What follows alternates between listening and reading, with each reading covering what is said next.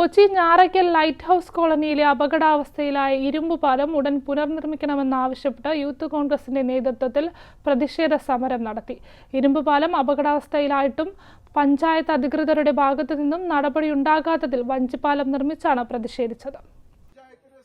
Njarakkal light house കോളനിയിലെ അപകടാവസ്ഥയിൽ സ്ഥിതി ചെയ്യുന്ന ഇരുമ്പ് പാലം ഉടൻ പുനർനിർമ്മിക്കണമെന്നാവശ്യപ്പെട്ട് യൂത്ത് കോൺഗ്രസ് ഞാറയ്ക്കൽ മണ്ഡലം കമ്മിറ്റിയുടെ നേതൃത്വത്തിൽ അപ്പങ്ങാട്ട് തോട്ടിൽ വഞ്ചിപ്പാലം നിർമ്മിച്ച് പ്രതിഷേധിച്ചു.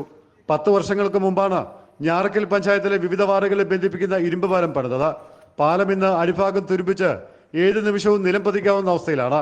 പാലത്തിലൂടെ 3 പ്രധാനപ്പെട്ട സ്കൂളുകളിലെ വിദ്യാർത്ഥികളും വാഹനങ്ങളും കടന്നു പോകുന്നുണ്ട്. പ്രദേശവാസികളും മറ്റും ഈ പാലമാണ് നിരന്തരം ഉപയോഗിക്കുന്നത്.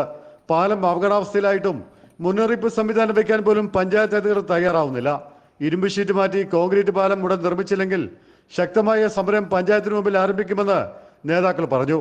DCC vice president Tito Antony ഉദ്ഘാടനം ചെയ്ത സമരത്തിൽ കോൺഗ്രസ് മണ്ഡലം പ്രസിഡന്റ് സൗമ്യ തോമസ് നേതൃത്വം നൽകി.